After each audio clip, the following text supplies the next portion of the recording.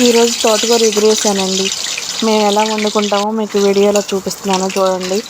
ఒక tea glass అంత నూనె పోసుకున్న తర్వాత ఒక 5-6 ఎల్లిపాయలు చితగ్గొట్టుకుని అవి కూడా ఏగేసిన తర్వాత ఒక ఉల్లిపాయ వేసుకుని ఉల్లిపాయ కూడా ఏగేసినాక అప్పుడు తోటకూర చక్కగా నిదానంగా జాడించుకోవాలండి. ఎందుకంటే కొంచెం గండ్ర ఇసుక ఉండిద్ది అనమాట. జాగ్రత్తగా మనం దాన్ని వాష్ చేసుకుని తర్వాత అప్పుడు ఆ నూనెలో వేసేసేయాలండి.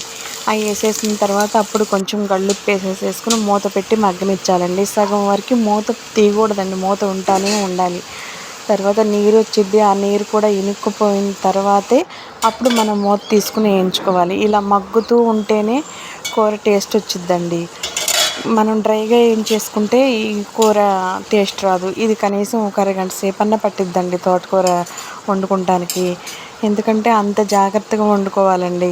సహజంగా తోటకూర తినాలంటే పిల్లలు కూడా ఇష్టపడరు. మనం నూనెలో ఎల్లిపాయలు వేసాం చూసారా, ఆ ఎల్లిపాయలతోనే కూర చాలా టేస్టీగా వచ్చిద్దండి, తినాలి అనిపించిద్ది. మీకు నేను వండే విధానం నచ్చితే కానీ ఒకసారి మీరు కూడా ట్రై చేయండి, చాలా బాగుండిద్దండి. ఇక్కడ నుంచి మనం సిమ్లో పెట్టేసేసుకుని వేయించుకోవాలండి. ఇంకా అలా తిప్పుకుంటానే ఉండాలండి. మొత్తం చక్కగా నూనె అంతా మనకి పైకి తేలి సరిపోతుంది, కట్టేసుకోవచ్చు అని మనకే అనిపించిద్దండి. అప్పుడు కట్టేసేసుకుంటే కూర అప్పుడు టేస్టీగా ఉండిద్దండి.